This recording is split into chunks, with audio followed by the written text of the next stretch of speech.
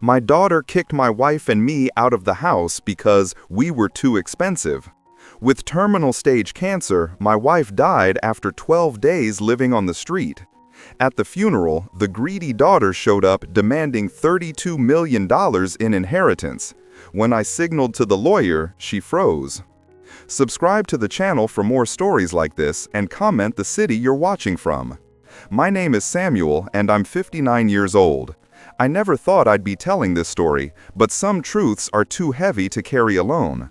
What happened to my wife Joyce and me isn't just about family betrayal. It's about discovering that the person you raised and loved can become someone you no longer recognize. It started on a Tuesday morning in March. Joyce had just finished her second round of chemotherapy and she was exhausted. The cancer had been aggressive from the start, but we were fighting it together like we'd fought everything else for 35 years of marriage.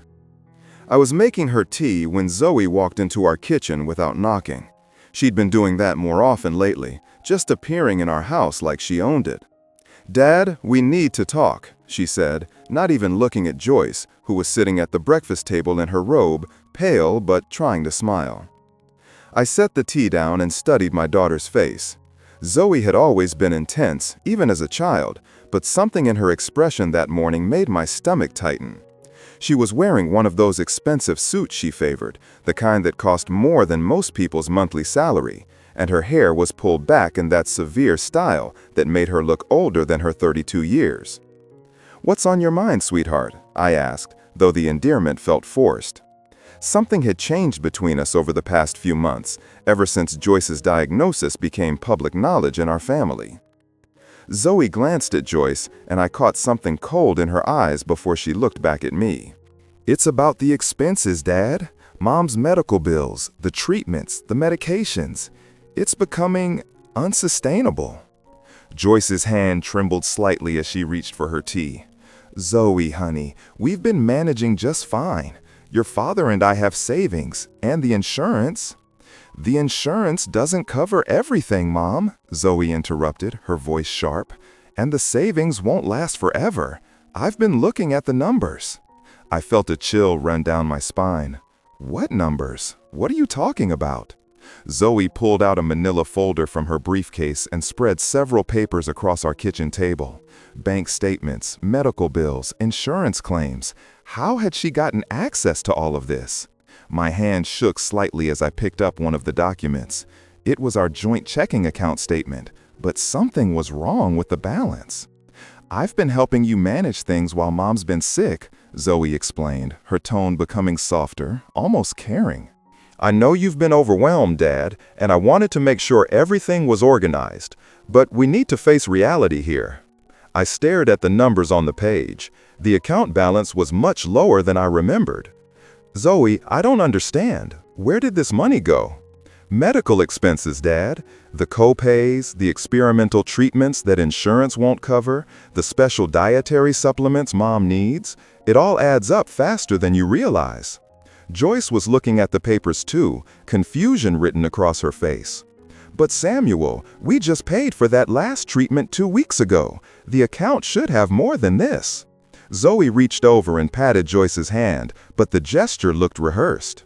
"Mom, you've been so focused on getting better that you haven't been keeping track of the finances. That's completely understandable, but Dad and I need to make some hard decisions."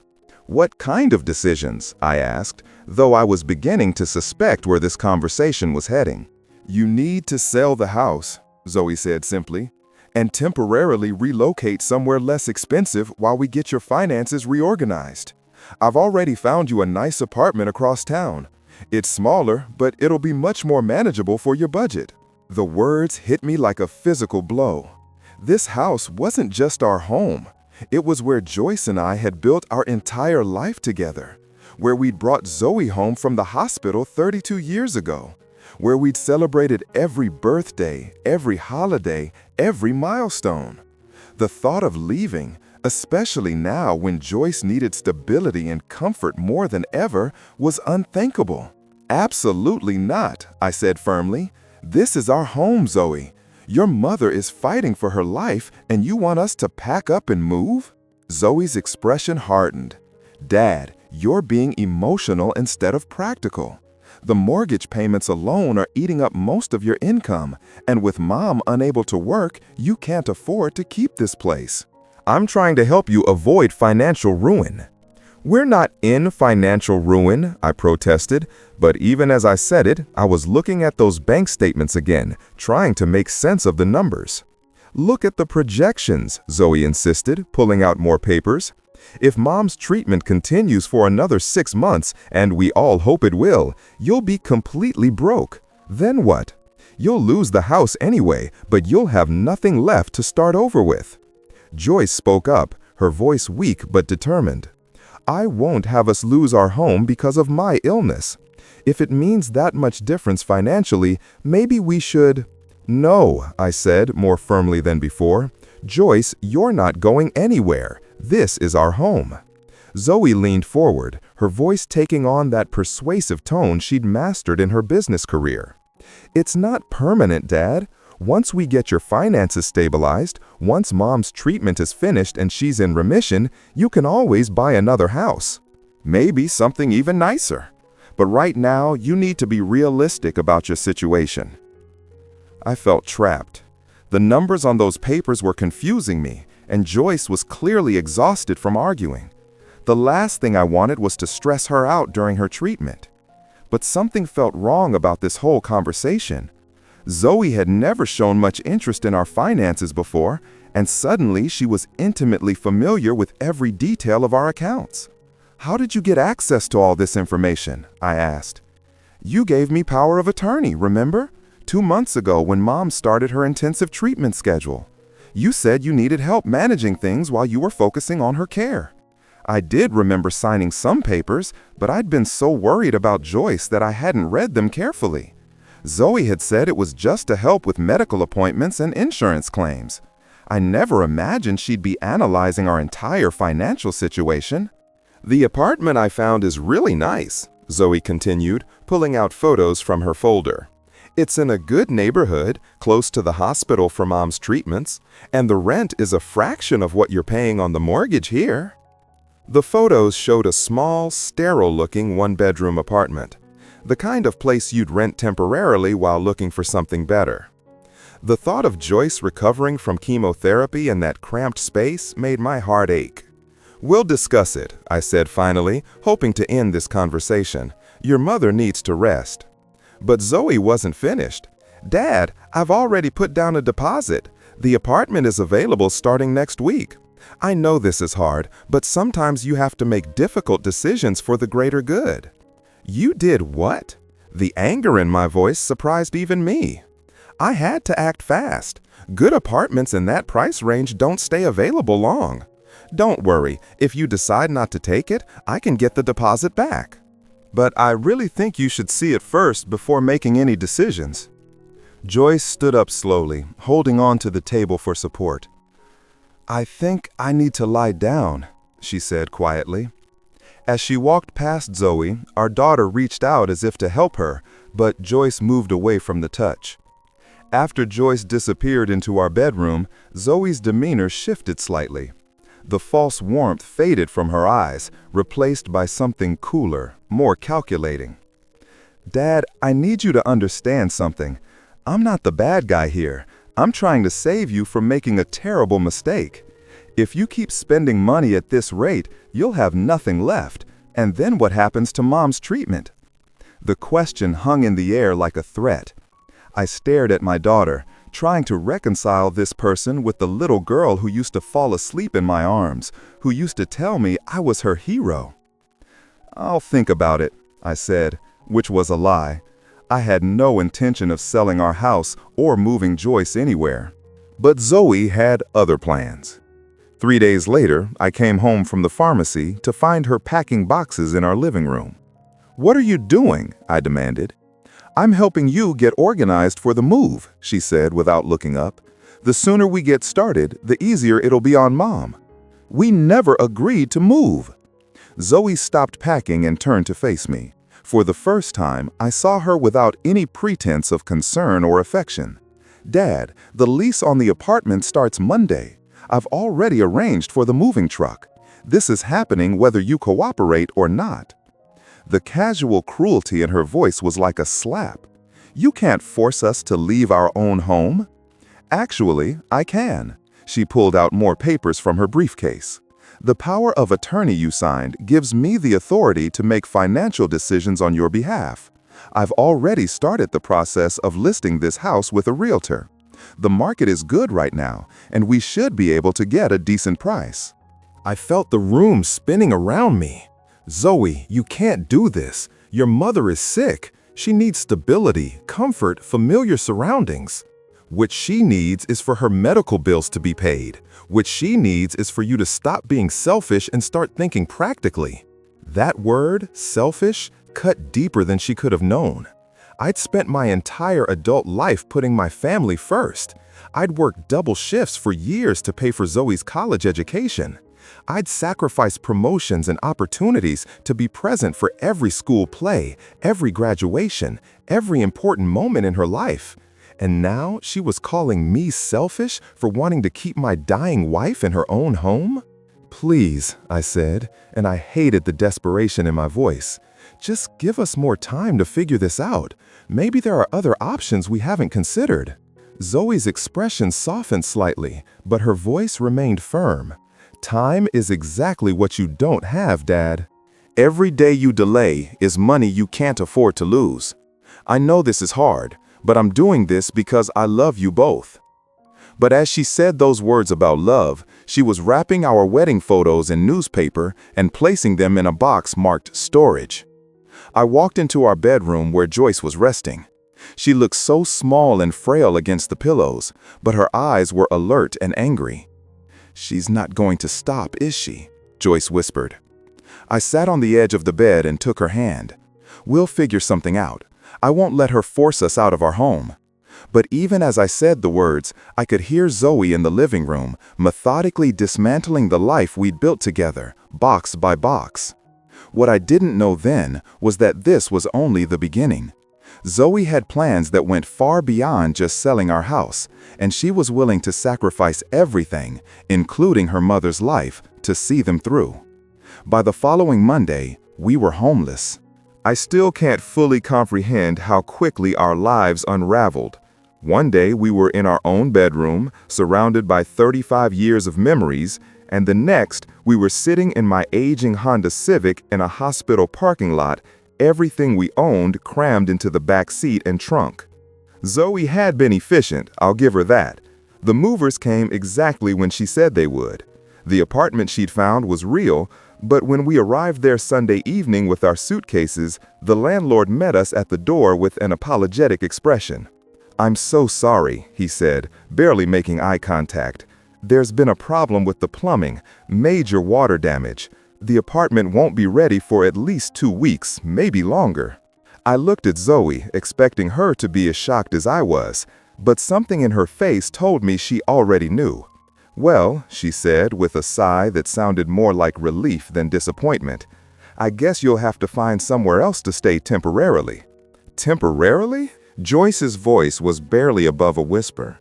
She'd been declining rapidly over the past few days, and the stress of packing and moving had taken a visible toll on her already fragile body. "Don't worry, Mom, I'll help you find something. There are some nice extended stay hotels near the hospital. It'll actually be more convenient for your treatments." But when we called the hotels Zoey suggested, they were either full or far beyond what we could afford with our suddenly limited resources.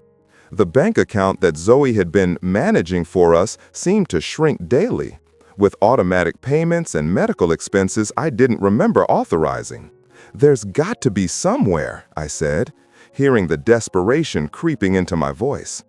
Joyce was leaning against me in the hotel lobby, and I could feel her trembling with exhaustion. "Dad, I hate to say this, but maybe you should have listened to me about the financial planning earlier. I tried to warn you that this could happen." The cruel irony wasn't lost on me. The woman who had forced us into this situation was now acting like she'd predicted it all along. That first night, we slept in the car. I reclined the front seats as far as they would go and covered Joyce with every blanket and jacket we had. She didn't complain, not once, but I could hear her labored breathing in the darkness. The chemotherapy had weakened her immune system, and sleeping in a cold car was the last thing her body needed. "I'm sorry," I whispered to her around 3 in the morning when I knew she was awake but pretending to sleep. "This isn't your fault," she whispered back, "and it's not mine either." But it felt like my fault. I was her husband. I was supposed to protect her, to provide for her, to make sure she had a safe place to rest while she fought the hardest battle of her life. Instead, I was watching her shiver in a parking lot, homeless and vulnerable.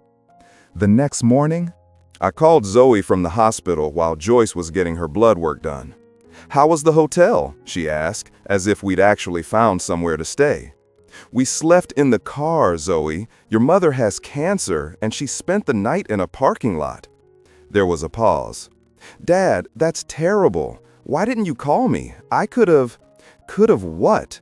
You've already spent our money on apartments that don't exist and storage units we never agreed to rent.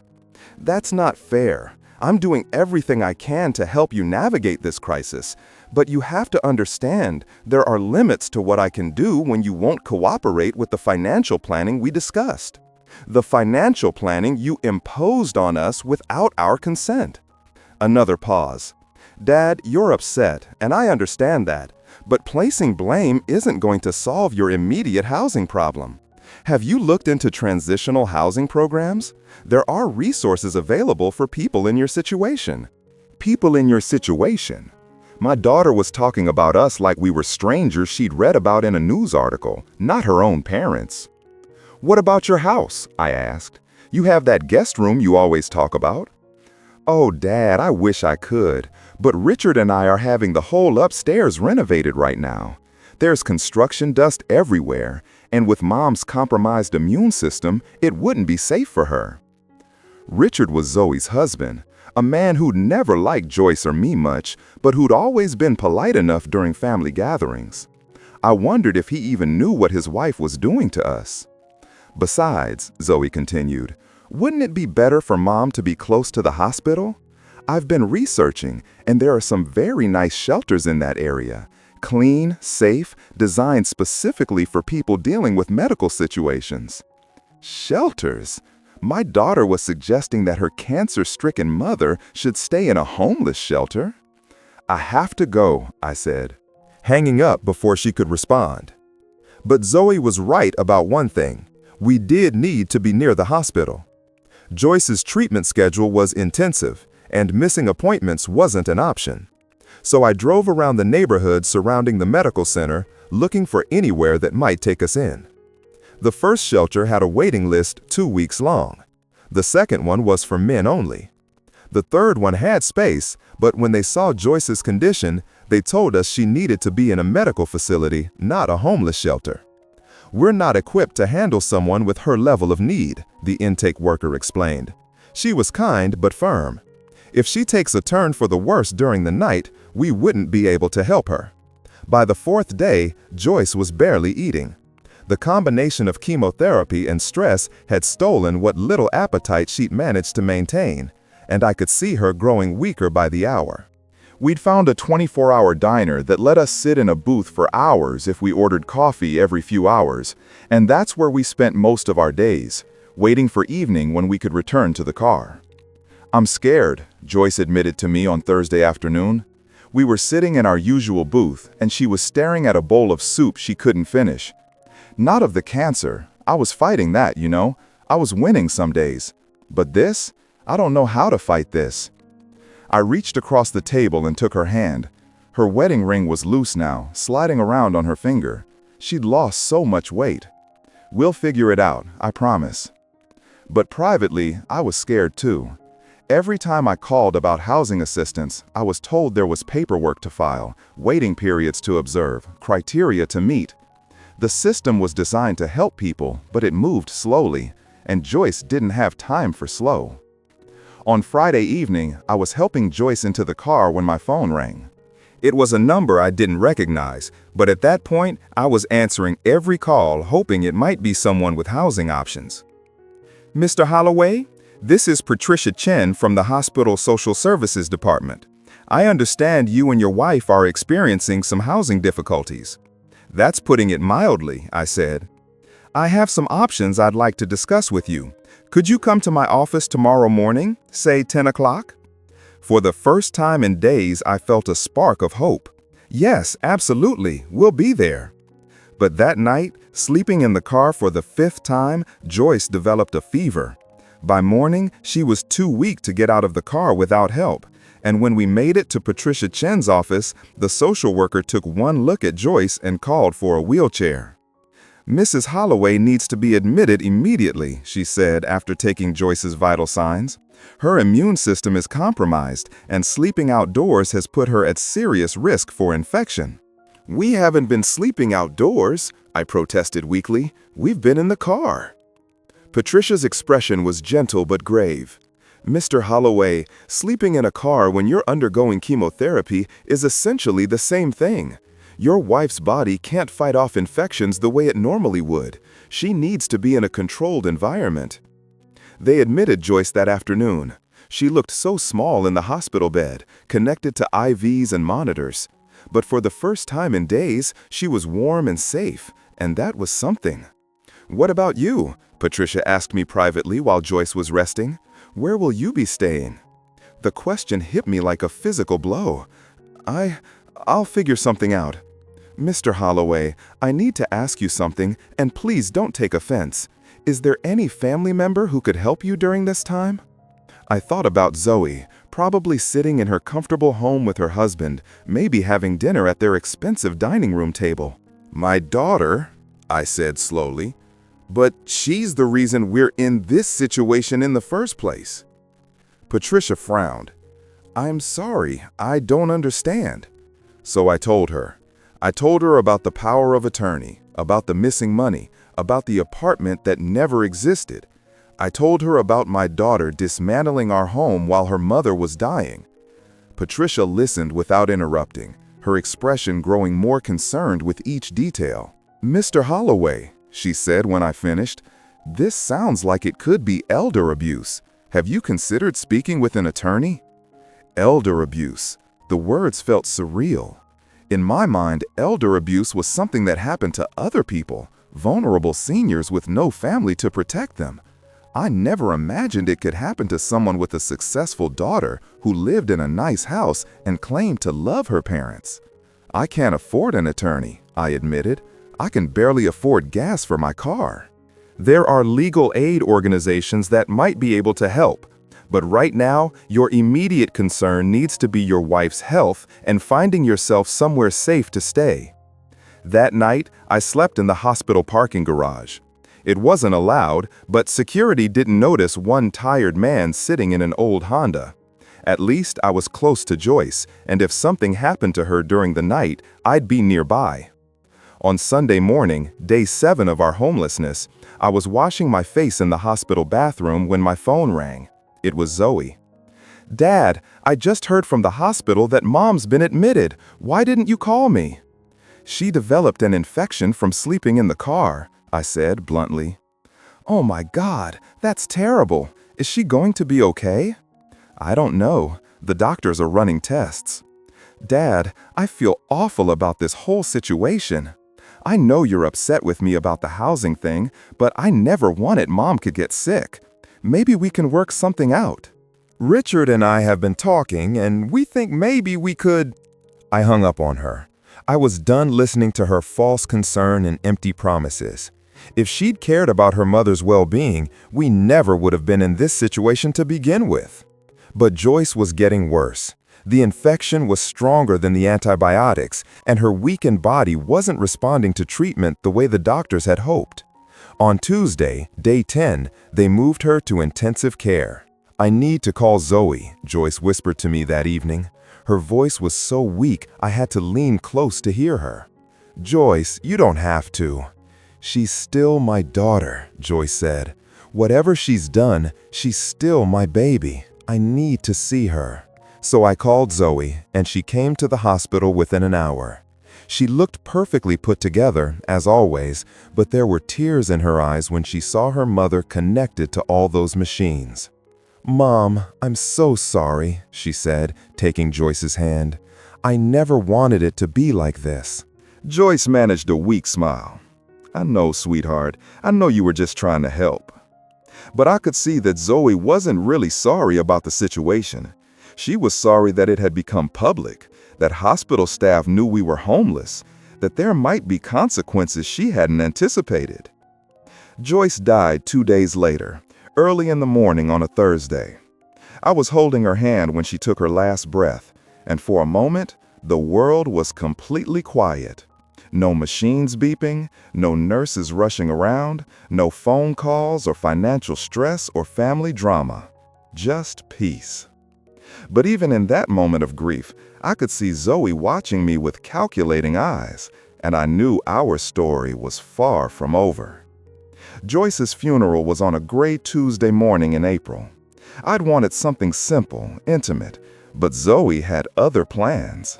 She insisted on handling all the arrangements, claiming she wanted to honor Mom properly and that I was too grief-stricken to make good decisions.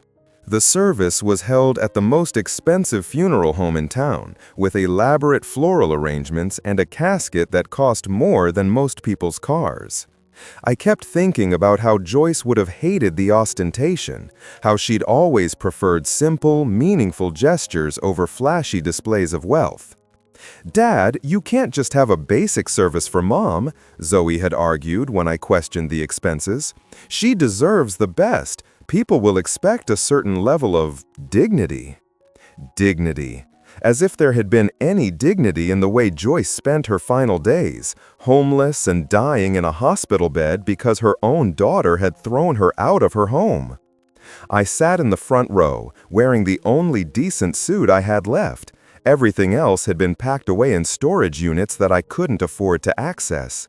Around me, people I barely recognized filled the pews. Business associates of Zoey's, neighbors from our old house who hadn't spoken to us in years. Distant relatives who had never bothered to visit Joyce during her illness. Zoey sat beside me, dressed in an expensive black dress with pearls that had belonged to Joyce's mother. She'd taken them from our house during the packing, claiming she was keeping them safe. Now she wore them like a badge of inheritance, as if she'd already claimed her place as the matriarch of our family. During the service, Zoey gave a lengthy eulogy about what a wonderful mother Joyce had been, how she'd always put family first, how she taught Zoey the importance of responsibility and financial planning. The irony was so thick I could barely breathe. Here was the woman who had literally killed her mother through neglect and greed, standing at a podium talking about family values. "My mother always said that the most important thing in life was taking care of the people you love," Zoey said, her voice breaking convincingly. "She taught me that sometimes love means making hard decisions, even when other people don't understand them." I gripped the edge of the pew, fighting the urge to stand up and tell everyone the truth. But this was Joyce's funeral, and I wouldn't dishonor her memory by causing a scene. After the service, people lingered in the funeral home lobby, offering condolences and sharing memories. Most of them spoke to Zoey, treating her like the grieving daughter while barely acknowledging me. It was as if I'd become invisible, just another elderly man who'd lost his wife to cancer. I was standing alone near the guest book when a man in his 60s approached me. He was tall and lean, with silver hair and kind eyes behind wire-rimmed glasses. "Mr. Holloway, I'm David Martinez. I was your wife's attorney." I frowned. "Joyce's attorney? I don't understand. We never hired an attorney." David glanced around the room, then lowered his voice. "Could we speak privately? There are some things your wife wanted me to discuss with you after the service." My heart began to race. "What kinds of things?" "It's complicated. Is there somewhere we could talk without being overheard?" I looked around the lobby, where Zoey was holding court with a group of her business associates, accepting sympathy and praise for the beautiful service she'd arranged. "There's a coffee shop across the street. Can you meet me there in 20 minutes?" David nodded. "I'll see you there. And, Mr. Holloway, your wife was a remarkable woman. What she did, it took tremendous courage." I had no idea what he meant, but something in his tone sent a chill down my spine. The coffee shop was nearly empty, just a few students with laptops and an elderly woman reading a newspaper. David chose a corner table where we couldn't be overheard, and I noticed he was carrying a leather briefcase. "Mr. Holloway, I need to start by saying that your wife contacted me about 6 weeks ago, shortly after you were forced to leave your home." "She contacted you? How?" We didn't have any money for legal fees, and she was so sick. She called me from the hospital during one of her treatment sessions. She'd gotten my name from a social worker there. I handled a lot of elder law cases, and I sometimes do pro bono work for people in difficult situations. David opened his briefcase and pulled out a thick manila folder. "Joyce told me what had happened with your daughter and the power of attorney. She was very concerned about what might happen to both of you, but she was especially worried about what would happen to you after she was gone." I felt my throat tighten. Even while she was dying, Joyce had been trying to protect me. "She asked me to investigate your daughter's handling of your finances.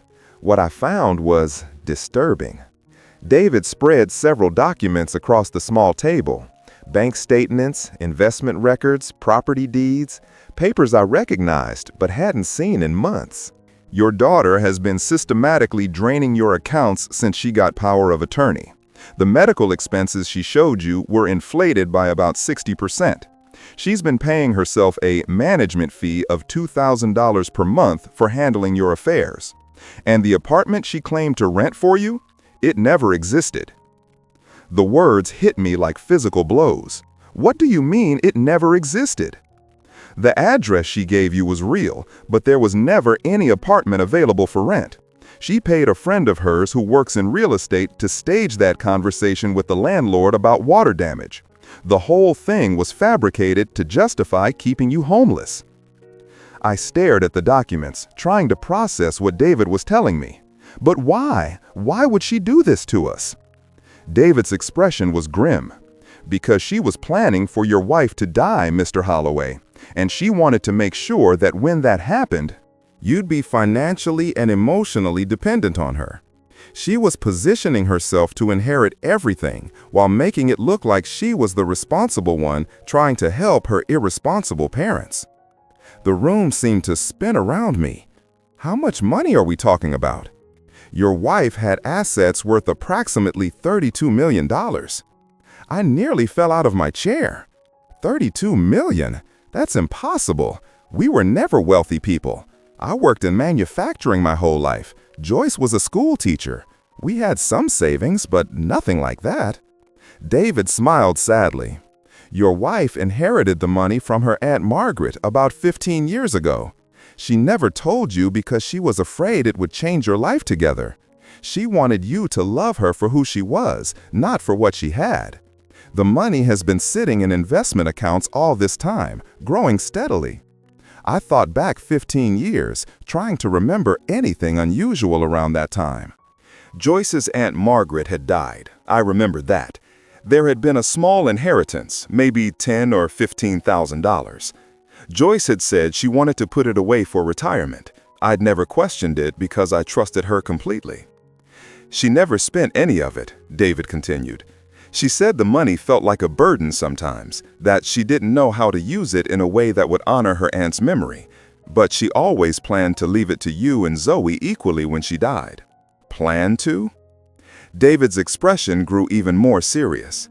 3 weeks ago, after she realized what your daughter had done to you both, Joyce changed her will. She came to my office in a wheelchair, against her doctor's advice, and spent 2 hours making sure every detail was exactly right. My hands were shaking as I reached for my coffee cup. "What did she change?" "She left you $5 million, Mr. Holloway, enough to live comfortably for the rest of your life. To have the medical care you might need as you age, to never have to depend on anyone again." "And the rest?" "The remaining $27 million goes to various charities, organizations that help homeless families, cancer research foundations, legal aid societies that assist elderly people who've been abused by their own family members." I sat in stunned silence, trying to absorb this information. Joyce had been wealthy our entire marriage, and I'd never known. More than that, she'd used her final weeks to ensure that our daughter's cruelty would backfire spectacularly. "What about Zoey?" I asked, though I was almost afraid to hear the answer. David reached into his briefcase and pulled out a sealed envelope. "She gets this." I took the envelope with trembling hands. Written across the front in Joyce's careful handwriting were the words, "For Zoey, with love and disappointment." "What's inside?" $1, David said quietly, and a letter explaining exactly why. The magnitude of what Joyce had done was staggering. She'd found a way to ensure that Zoey's greed would be her own downfall, while also making sure that the money she'd never wanted would go to people who truly needed it. When does Zoey find out about this? The will reading is scheduled for tomorrow afternoon. I'll be contacting her this evening to request her presence. She has no idea what's coming. I thought about my daughter, probably at home right now planning how to spend the inheritance she was counting on. She'd calculated every move so carefully, manipulated every situation to her advantage, caused her own mother's death in pursuit of money that she now would never see. "There's one more thing," David said, reaching into his briefcase again. "Your wife recorded a video message for you. She wanted you to see it before the will reading tomorrow." He handed me a small tablet computer. "Take your time. I'll wait here until you're finished." I pressed the play button with shaking fingers, and suddenly Joyce's face filled the screen. She looked tired and thin, but her eyes were bright and determined. She was sitting in David's office, wearing the blue sweater I'd bought her for Christmas. "Hello, my love," she said, and the sound of her voice made my chest tighten with grief.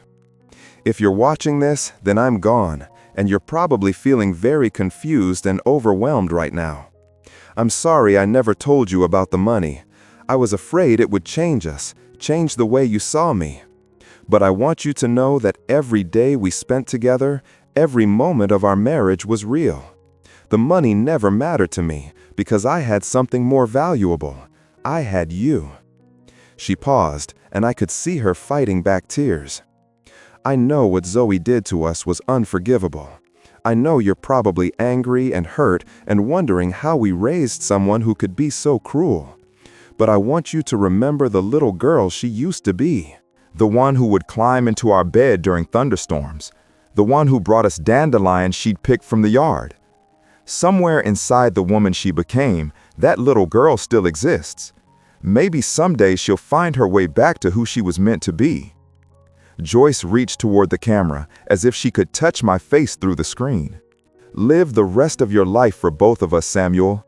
Travel to those places we always talked about visiting. Buy that boat you wanted when you retire. Don't let Zoey's choices poison the love we shared or the man you are.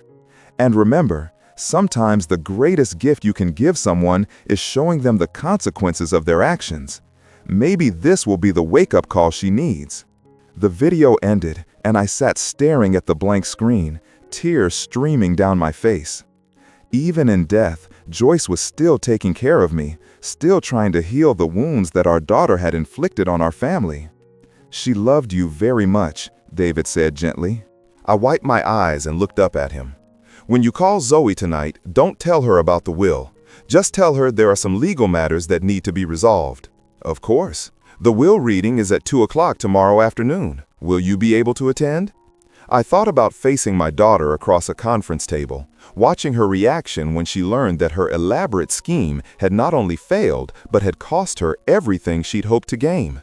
I wouldn't miss it for the world. As I drove back to the motel where I'd been staying since Joyce's death, I felt something I hadn't experienced in months: anticipation. Tomorrow, Zoey would learn that actions have consequences, and that the mother she'd killed with her greed had found a way to ensure that justice would be served.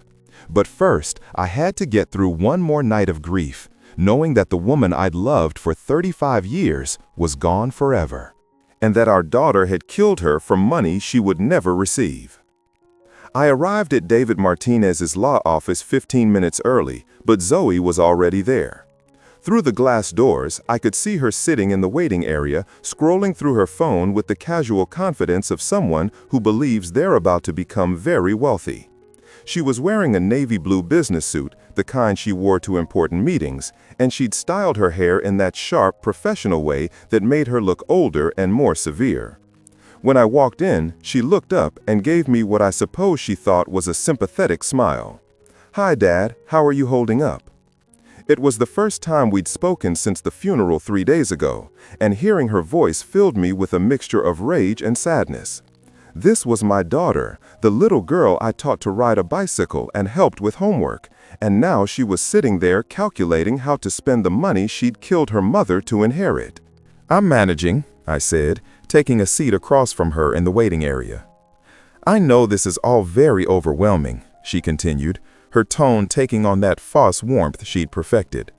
"Legal stuff always is, especially when you're grieving.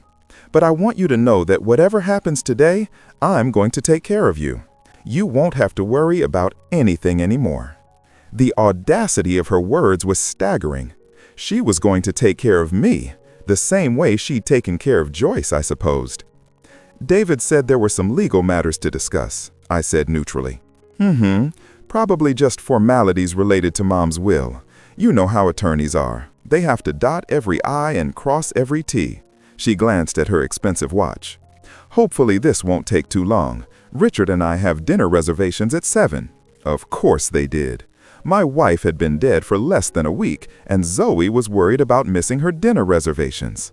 The receptionist called us back a few minutes later, and we followed her down a hallway lined with legal books and framed diplomas. David's office was spacious and professional, with a large mahogany desk and floor-to-ceiling windows that looked out over the city. David stood when we entered, offering his condolences to Zoey and shaking both our hands. He was wearing a dark suit, and his expression was carefully neutral, giving no hint of what was about to happen. "Please have a seat," he said, gesturing to 2 leather chairs positioned in front of his desk. "I know this is a difficult time for both of you, and I appreciate you coming in today." Zoey settled into her chair and crossed her legs, looking perfectly composed. "Of course, we want to get Mom's affairs settled as quickly as possible." David opened a thick file folder on his desk and pulled out several documents. "I'll be reading Joyce Holloway's last will and testament, which was executed 3 weeks ago on March 28th of this year." I noticed Zoey's eyebrows lift slightly. 3 weeks ago? But Mom was so sick then. Are you sure she was in the right frame of mind to be making legal decisions? "I can assure you that your mother was completely lucid and competent when she executed this will," David said firmly. "In fact, I've never had a client who was more certain about their decisions or more detailed in their instructions." Zoey shifted slightly in her chair, and I caught a flicker of unease in her expression. But it was quickly replaced by that confident smile. "Well, I'm sure everything is in order then." David cleared his throat and began to read.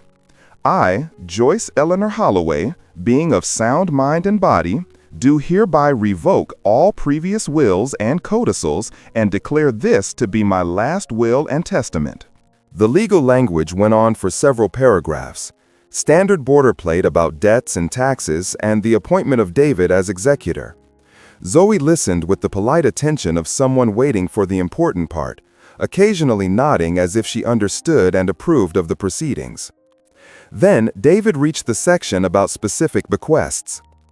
"To my beloved husband Samuel Holloway, who has been my partner, my best friend, and my greatest love for 35 years, I leave the sum of $5 million to be held in trust and distributed as monthly payments for the remainder of his natural life." I felt Zoey stiffen beside me, but David continued reading without pause. "To the American Cancer Society, in memory of all those who have fought this terrible disease, I leave the sum of $7 million. Zoey's breath caught audibly. "Wait, what?" David ignored her interruption and continued. "To the National Coalition for the Homeless, in memory of the dignity that was stolen from too many people, including my husband and myself, I leave the sum of $6 million. "This can't be right," Zoey said, her voice rising slightly. "David, I think there's been some mistake." to legal aid services to help elderly people who have been abused by their own family members, I leave the sum of $5 million. Zoey was gripping the arms of her chair now, her knuckles white. David, stop. This is obviously the wrong will. My mother wouldn't. To the Children's Hospital Foundation for kids who need advocates when their parents fail them, I leave the sum of $4 million. Stop, Zoey shouted, jumping to her feet. This is insane. My mother had money? How much money are we talking about here? David looked up at her calmly. Please sit down, Miss Holloway. I'm not finished reading. I don't need to sit down. I need you to explain what's happening here. How much money did my mother have? The total estate is valued at approximately $32 million, David said evenly. Zoey's face went completely white. She sank back into her chair as if her legs had given out. $32 million? That's impossible. We were never wealthy. Dad worked in a factory. Mom was a teacher.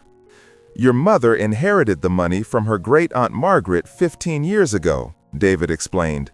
She chose not to tell anyone about it because she didn't want it to change her relationships or her family's expectations. I watched my daughter's face as she processed this information. I could see her mind racing, calculating, trying to understand how she'd missed something so enormous. Then her expression shifted to something uglier, rage and greed and entitlement all mixed together. Well, obviously this changes everything, she said, her voice becoming sharp and demanding. I'm her only child. I should inherit the majority of the estate. These charity donations are clearly the result of her being sick and not thinking clearly. I can assure you that your mother was thinking very clearly, David said. In fact, she spent considerable time researching each of these organizations to ensure they would use the money responsibly. I don't care how much time she spent, Zoey snapped. She was dying of cancer. She was on medications that could have affected her judgment. This will is going to be contested. No court would uphold something this ridiculous. David reached into his file and pulled out another document. Actually, your mother anticipated that you might feel that way. She included a letter addressed specifically to you. He handed Zoey a sealed envelope with her name written across the front in Joyce's careful handwriting. I could see Zoey's hands trembling as she tore it open. The letter was several pages long, and as Zoey read it, her face went through a series of expressions: confusion, disbelief, and finally, something that looked like fear. This is lies, she whispered. All of this is lies. What does the letter say? David asked gently. Zoey looked up at him, then at me, and I saw something in her eyes I'd never seen before. Panic. She says she knows what I did, about the money I took, about the apartment that didn't exist, about how I forced them out of their house. Is any of that true? David asked. It's not what it sounds like, Zoey said desperately. I was trying to help them. They were in financial trouble, and I was trying to organize their affairs so they wouldn't lose everything. By stealing from them? I asked quietly. Zoey turned to me, her eyes wild. I wasn't stealing. I was managing their money responsibly. Do you have any idea how much Mom's medical bills were costing? I was trying to make sure there would be something left for both of you. By making us homeless? That was temporary. The apartment situation was just a misunderstanding. I was going to fix it. David cleared his throat. Miss Holloway, would you like me to continue reading the will? Zoey stared at him for a long moment, then nodded slowly. To my daughter, Zoey Holloway Richardson, who taught me that blood is not always thicker than water, I leave the sum of $1 and this letter, in the hope that someday she will understand that love cannot be measured in bank balances, and that the true inheritance I'm leaving her is the opportunity to learn from her mistakes and become the person I always hoped she could be. The silence that followed was deafening. Zoey sat motionless, staring at the letter in her hands as if it might change if she looked at it long enough. $1, she whispered. She left me $1. There's more, David said. Your mother also included specific instructions about her personal effects. Her jewelry, her clothing, her books, everything goes to various charities as well. She wanted to make sure that nothing of value would be available for you to claim or contest. Zoey crumpled the letter in her fist. This is revenge. She's punishing me for trying to help them. Is that what you call it? I asked. Helping us? Yes, Zoey screamed, turning on me with fury. I was trying to save you from financial ruin. I was trying to make sure you had something left to live on. And this is how I'm repaid? By being written out of my own mother's will? You killed her, I said quietly. The words hung in the air between us. Zoey's face went white again, then red with rage. I did not kill her. She died of cancer. She died homeless in a hospital bed because her own daughter threw her out of her house while she was fighting for her life. That's not what happened. That's exactly what happened, and your mother knew it. That's why she changed her will. David reached into his file once more and pulled out a small recording device. Your mother also asked me to give you this, Mr. Holloway. She recorded it the day before she died. He pressed play, and suddenly Joyce's voice filled the room, weak but clear. Samuel, my love, if you're hearing this, then Zoey has learned the truth about her inheritance. I hope she understands now that her choices have consequences. I hope she realizes that the mother she thought was dying in ignorant poverty was actually watching and recording and planning for justice. Zoey's eyes widened in horror. I want you to know, my darling, that every penny of that money will go to help people who truly need it. People like us who found themselves abandoned by their own family.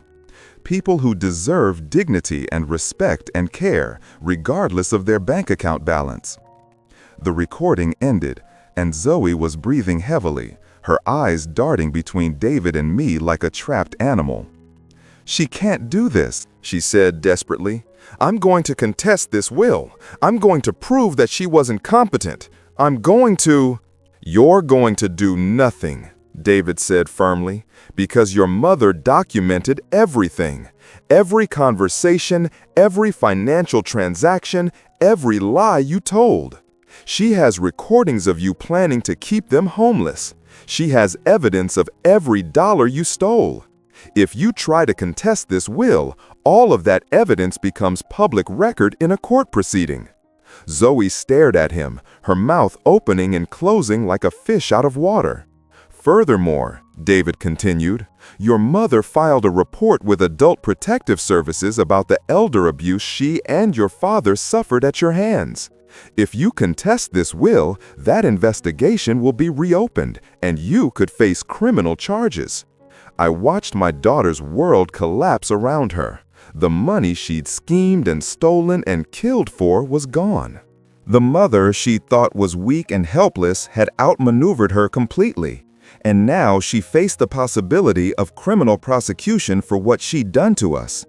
This isn't over, she said, standing up on shaking legs. This is not over. But we all knew that it was. As Zoey stormed out of the office, David turned to me with a gentle smile. Your wife was quite a remarkable woman, Mr. Holloway. Even facing death, she managed to ensure that justice was served. I nodded, feeling a mixture of grief and relief and something that might have been pride. Joyce had found a way to protect me and punish our daughter and help people in need, all while lying in a hospital bed dying of cancer. What happens now? I asked. Now you start living the life your wife wanted you to have. $5 million, properly managed, will ensure that you never have to depend on anyone again. You can live comfortably, travel if you want to. Never worry about medical bills or housing or any of the things that your daughter used to control you.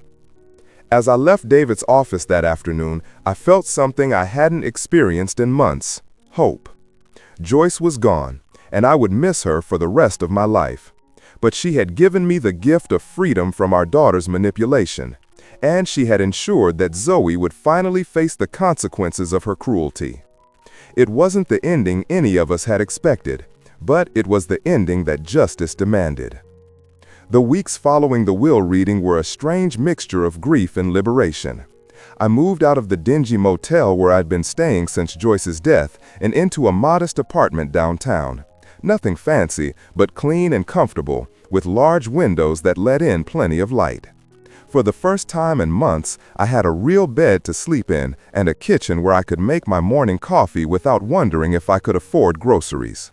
David Martinez had been efficient in setting up the trust that would provide my monthly income. $5 million, properly invested, would give me more money each month than I'd ever earned working at the manufacturing plant. It was enough to live comfortably without ever having to worry about bills or medical expenses or any of the financial pressures that Zoey had used to control and manipulate us.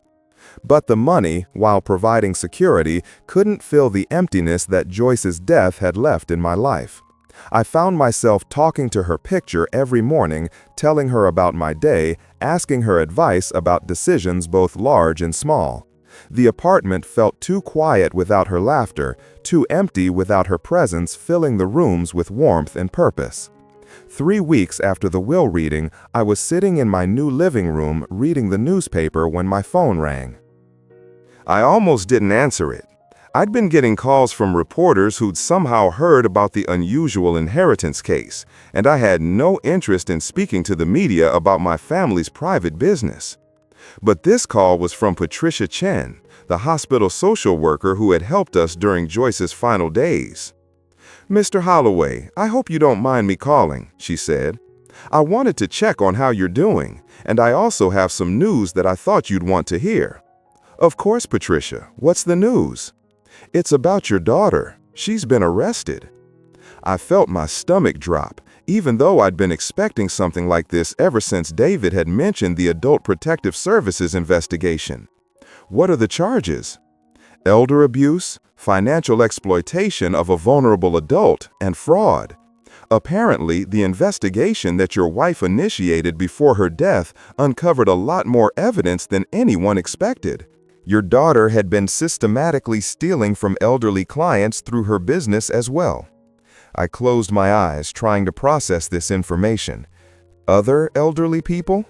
At least 4 other families that they've identified so far. She would gain their trust, get them to sign power of attorney documents, and then slowly drain their accounts while making it look like she was helping them manage their finances. Your wife's case was what broke it open. When investigators started looking into your daughter's financial dealings, they found a pattern going back several years. The magnitude of Zoey's crimes was staggering. It wasn't just what she'd done to Joyce and me. She'd been preying on vulnerable elderly people for years, stealing their life savings while pretending to help them. "How much money are we talking about?" I asked. "Over $2 million from the other victims combined. Some of these people lost everything. One elderly man had to move in with relatives because she'd stolen his entire retirement savings. Another woman lost her house." I felt sick thinking about those people, probably confused and frightened, wondering how their trusted financial advisor had left them destitute. They'd been just like Joyce and me, trusting someone they thought cared about them, only to discover they were being systematically robbed. What happens now? "She's been denied bail because the judge considered her a flight risk. The trial is scheduled for 6 months from now. The prosecutors are confident they have a strong case. Your wife's documentation was incredibly thorough, and they found similar evidence in the other cases." After I hung up with Patricia, I sat in my quiet apartment trying to understand how I felt about my daughter's arrest. Part of me was satisfied that justice was finally being served, that Zoey would face consequences for what she'd done, not just to us, but to other innocent people. But another part of me, the part that remembered teaching her to ride a bicycle and reading her bedtime stories, felt a deep sadness that it had come to this. I thought about Joyce's video message, where she'd asked me to remember the little girl Zoey used to be. But the woman sitting in a jail cell now bore no resemblance to that child. The daughter we'd raised had been replaced by someone I didn't recognize, someone capable of causing tremendous harm to the people who should have been able to trust her most. 2 days later, I received an unexpected visitor. I was washing dishes after lunch when someone knocked on my apartment door. Through the peephole, I saw a woman I didn't recognize, middle-aged, well-dressed, with graying hair and tired eyes. "Mr. Holloway, my name is Margaret Torres. I wonder if I could speak with you for a few minutes." I opened the door cautiously. "What can I do for you?" "I'm one of the people your daughter stole from," she said simply. "I read about the case in the newspaper, and I wanted to meet you." I invited her in and made coffee while she told me her story. Margaret was 73 years old, a retired librarian whose husband had died 2 years earlier. Zoey had approached her at a grief support group, offering to help her organize her finances during such a difficult time. "She was so kind, so understanding," Margaret said, accepting the coffee cup with shaking hands. "She said she specialized in helping widows navigate financial matters. She seemed genuinely concerned about my well-being." Over the course of 8 months, Zoey had convinced Margaret to give her power of attorney and had then systematically emptied her savings accounts, her retirement funds, and even taken out loans against her house. "I trusted her completely," Margaret said, tears forming in her eyes. "When I started asking questions about why my account balances were so low, the text she told me that my late husband had been hiding debts from me, that I was in worse financial shape than I'd realized. She made me feel stupid and confused, like I couldn't understand my own finances." The story was heartbreakingly familiar. Zoey had used the same tactics on Margaret that she'd used on Joyce and me, creating confusion, claiming to be helping while actually stealing, making her victims feel like they were the problem. "I lost everything," Margaret continued. "My house, my savings, my security. I'm living with my sister now, sleeping on her couch because I have nowhere else to go. At my age, I'll never be able to earn that money back." I felt a deep anger burning in my chest, but also a profound sadness. This woman had done nothing wrong except trust someone who claimed to care about her. She'd lost her husband and then been victimized by my daughter during one of the most vulnerable periods of her life. "I'm so sorry," I said, though the words felt inadequate. "I had no idea she was doing this to other people." "I didn't come here for an apology," Margaret said gently. "I came because I wanted to thank you." "Thank me?" "Your wife's courage in documenting what happened to you both is what led to the investigation that exposed what your daughter was doing to all of us. If she hadn't been so thorough in gathering evidence, if she hadn't been brave enough to report it even while she was dying, my case and the others might never have come to light." I felt tears welling up in my eyes. Even in death, Joyce was still helping people, still fighting for justice. "There's something else," Margaret said. "The other victims and I have been meeting with the prosecutors. We're going to testify at your daughter's trial. We want to make sure she faces the full consequences of what she's done, and we want other elderly people to know that this kind of abuse can be stopped." The idea of these elderly victims finding the courage to stand up in court and confront their abuser filled me with admiration. They'd been victimized and humiliated, but they weren't going to let Zoey escape justice. "Is there anything I can do to help?" I asked. "Actually, yes. The prosecutors would like you to testify as well. Your story, what she did to you and your wife, it shows the pattern of her behavior. It proves that she was willing to abuse even her own parents for financial gain." The thought of facing Zoey in a courtroom, of having to recount the details of Joyce's death in front of strangers, was daunting, but I knew it was the right thing to do. Joyce had started this fight for justice, and I needed to finish it. "I'll testify," I said. Margaret smiled for the first time since she'd arrived. "Your wife must have been an extraordinary woman." "She was," I said. "She really was." After Margaret left, I called David Martinez to let him know about the prosecution's request for my testimony. He wasn't surprised. He'd already been in contact with the district attorney's office about the case. "It's going to be difficult," he warned me.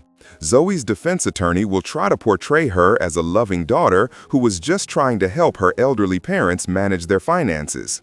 They'll claim that any mistakes were made with good intentions. But that's not what happened. You and I know that, and the evidence supports that. But juries sometimes have sympathy for defendants who are facing long prison sentences, especially when those defendants are well-dressed women with no prior criminal record. The prosecution needs you and the other victims to tell your stories clearly and convincingly." That evening, I looked through the box of belongings I'd managed to save from our house before Zoey sold it. Most of our photos and mementos had been lost, but I'd kept a few precious items: Joyce's favorite book, the watch I'd given her for our 20th anniversary, a photo of us from our honeymoon. I found the letter Joyce had written to Zoey and read it again. Even facing death, even after being betrayed and abandoned by her own daughter, Joyce had tried to leave room for redemption. She'd hoped that Zoey might learn from her mistakes and become a better person. But as I thought about Margaret Torres sleeping on her sister's couch and the other elderly victims who'd lost everything to my daughter's greed, I realized that some actions have consequences that can't be undone by apologies or good intentions. Zoey had made her choices, and now she would have to live with the results. The trial was still months away, but I know it would be the final chapter in this sad story. Joyce had given me the tools for justice, and now it was up to me to use them. I went to bed that night thinking about my wife's courage and determination, even in her final days. She'd been weaker than Zoey had realized, but she'd also been stronger. Strong enough to gather evidence, strong enough to plan for justice, strong enough to ensure that her death wouldn't be in vain. Tomorrow I would start preparing my testimony, organizing the documents and recordings that would help convict my daughter. It wasn't something any parent should have to do, but sometimes love means holding people accountable for their actions, even when those people are your own children. Joyce had understood that. Now it was my turn to follow her example. The trial lasted 3 weeks. Every morning, I sat in the courthouse gallery watching my daughter face the consequences of her actions. She looked smaller somehow, dressed in conservative clothes chosen by her defense attorney, her hair pulled back severely, none of the expensive jewelry or designer suits that had once been her trademark. I testified on the second day, walking the jury through the events that had led to Joyce's death. I told them about the fake apartment, about sleeping in the car, about watching my wife of 35 years die homeless because our daughter had thrown us out of our own home. The prosecutor showed the recordings Joyce had made, played her video messages, presented the financial documents that proved Zoey had been systematically stealing from us. Zoey's attorney tried to portray her as a devoted daughter who had made mistakes while trying to help her elderly parents. He suggested that Joyce's illness had made her paranoid and confused, that the will change was the result of medication-induced delusions. But the evidence was overwhelming. Margaret Torres testified about losing her home and life savings. The other victims told their stories of trust betrayed and security stolen. The pattern was clear. Zoey had been preying on vulnerable elderly people for years, using their trust against them to fund her expensive lifestyle. When the jury returned their verdict after 2 days of deliberation, I felt a mixture of justice and sadness. Guilty on all counts: elder abuse, financial exploitation, fraud. The judge sentenced her to 12 years in prison and ordered her to pay restitution to all her victims. As they led Zoey away in handcuffs, she looked at me for the first time since the trial began. I expected to see hatred or defiance, but what I saw instead was something that looked almost like relief.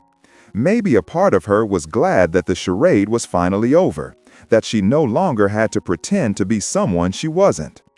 Outside the courthouse, Margaret Torres and the other victims gathered with their families. There were tears, but also smiles. Justice had been served, and while none of us could get back what we'd lost, we could at least move forward knowing that Zoey couldn't hurt anyone else. Your wife would be proud, Margaret told me as we said our goodbyes. I believe she was right. Joyce had set this whole process in motion with her courage and determination. She'd ensured that justice would be served even after she was gone. 6 months after the trial, I was sitting in a small cafe in Portland, Oregon, watching the rain streak down the windows and thinking about how much my life had changed. I'd sold most of my remaining possessions and bought a modest RV, something Joyce and I had always talked about doing when we retired. Now I was living that dream for both of us, traveling to all the places we'd planned to visit together. My phone rang, and I saw David Martinez's name on the screen. "Samuel, I have some news I thought you'd want to hear," he said. "The restitution payments have started coming in. The court seized Zoey's assets, her house, her car, her business accounts, and they're being distributed to the victims. How much will people get back?" "Not everything, unfortunately. But Margaret Torres will get enough to rent her own apartment again. The other victims will each receive substantial payments. It won't replace what they lost, but it will help them rebuild some security." I felt a deep satisfaction knowing that Joyce's actions had led not just to Zoey's punishment, but to some measure of restoration for the people she'd hurt. "There's something else," David continued.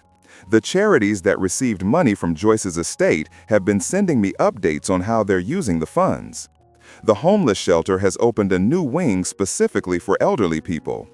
The Cancer Research Foundation has started a program providing free treatment for patients who can't afford care. Legal Aid has hired 3 new attorneys who specialize in elder abuse cases. $27 million was making a real difference in the world, helping people who truly needed it instead of funding the lifestyle of someone who had already had everything she needed." After I hung up with David, I walked to the RV park's small library and opened my laptop. Over the past few months, I'd been writing about my experiences, not for publication, but as a way of processing everything that had happened. Writing about Joyce, about our marriage, about the daughter we'd lost long before she went to prison. But lately, I'd been thinking about sharing the story more widely. Patricia Chen had suggested that other elderly people might benefit from hearing about the warning signs of financial abuse, about the importance of getting legal help when family members start taking control of their finances. I opened a new document and started typing. "My name is Samuel Holloway, and I want to tell you about my wife Joyce, who saved my life even as she was losing her own." 3 hours later, I had the outline of an article that would eventually be published in a magazine for senior citizens. The response was overwhelming. Hundreds of letters from people who recognized themselves in my story, who realized they might be victims of family financial abuse, who found the courage to seek help. 6 months after that article was published, I received a call that changed my perspective on everything that had happened. "Mr. Holloway, this is Susan Chen. I'm Patricia's daughter. She gave me your number because I wanted to thank you." "Thank me for what?" "Your article saved my grandmother's life. She'd been living with my aunt, who had been stealing her Social Security checks and pension payments for over a year. After reading your story, my grandmother recognized what was happening and called the police. My aunt was arrested, and my grandmother is living safely now with my parents." Stories like Susan's became common. My article had been reprinted in dozens of publications, shared on social media, discussed in senior centers across the country. The awareness it raised had led to investigations, arrests, and most importantly, elderly people getting the help they needed. I realized that Joyce's legacy was growing beyond what either of us could have imagined. Her courage in documenting Zoey's abuse had not only brought justice to our family and the other victims, but had created a ripple effect that was protecting elderly people across the country. On the first anniversary of Joyce's death, I was parked beside a lake in Montana, watching the sunset paint the water in shades of gold and pink. I'd brought her ashes with me, something I probably should have done months earlier, but I hadn't been ready to let her go. I opened the urn and slowly scattered her ashes across the water, watching them drift away on the gentle evening breeze. "I kept my promise," I said aloud. "I'm living for both of us now." And I was. I'd traveled to 12 states, visited national parks Joyce had always wanted to see, met dozens of interesting people at RV parks and campgrounds. I'd written more articles about elder abuse, spoken at conferences, even started a small foundation with some of the money from my trust to help elderly abuse victims get legal representation. But more than that, I'd found peace. The anger and hurt that had consumed me during those terrible weeks when we were homeless had faded, replaced by a sense of purpose and contentment that I'd never expected to feel again. My phone buzzed with a text message from Margaret Torres, who had become a good friend over the past year. She'd gotten involved with the Elder Abuse Prevention Foundation and was speaking at senior centers about recognizing the warning signs of financial exploitation. "Thinking of you today," her message read. "Joyce's courage continues to inspire so many people." She was right. Joyce had faced death with more bravery than most people face life. She'd turned her final weeks into a mission of justice and protection, ensuring that her death would have meaning beyond just the end of a life well lived. As darkness fell over the lake, I went inside my RV and looked at the framed photo of Joyce that traveled with me everywhere. In the picture, she was laughing at something I'd said, her eyes bright with joy and mischief. That's how I wanted to remember her. Not as the frail, sick woman in the hospital bed, but as the strong, loving partner who had shared 35 years of my life. "Thank you," I said to her picture, "for everything." The next morning, I would drive to my next destination, a small town in Colorado where I'd been invited to speak at a senior center about financial safety. There would be other towns after that, other opportunities to share Joyce's story and help protect vulnerable people from predators like our daughter. It wasn't the retirement Joyce and I had planned, but it was meaningful work that honored her memory and helped other people.